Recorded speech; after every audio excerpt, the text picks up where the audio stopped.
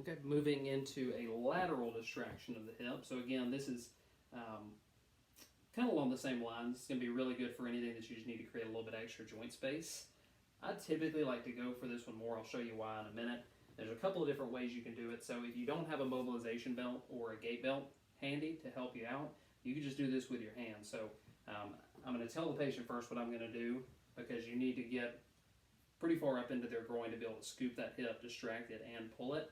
So I'm going to tell her, I'm going to take my hands, lace them together, put them right around your leg here, give it a little pull, okay? Take my fingers, lace them. Like I said, I need to get pretty far into kind of the base of her hip, because as I do this, I'm going to need to scoop and distract. Just like we said with every mobilization, you want to try to distract the joint just a little bit. Now I'm going to take her knee, put it right against this shoulder right here to create a little bit of a lever. Then I can kind of pull, scoop it into me, distract it a little bit, and I can give it a little bit of a oscillation. If she can handle it, I may just do a sustained pressure right there. Okay, another way you can do this is going to be a little bit easier on you, and there's another nice side effect to it.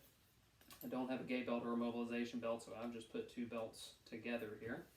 I'm going to take it, put it around patient's hip. Again, you want to put it as close to the groin as you can. I'm going to take the other end and put it around me.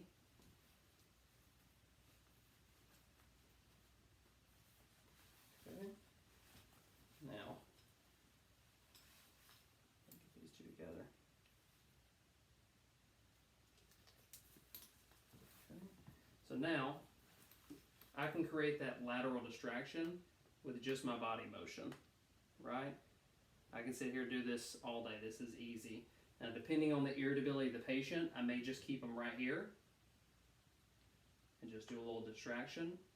Now, we talked about in the shoulder, say you've got somebody that you found that has really poor internal rotation of their hip. I could even take them to the point of that restriction. So I could bring her leg up here, cradle it in my arm, and I can create a little bit of internal rotation, and now I can mobilize her at that point. So I'm kind of winding that capsule up and then creating that lateral distraction. Okay? I can even move it around a little bit while I'm here, could bind a little bit, I could distract a little bit, do a little bit of stretching. There's a bunch of different stuff you can do. So I prefer using the mobilization or gait belts if you have one handy.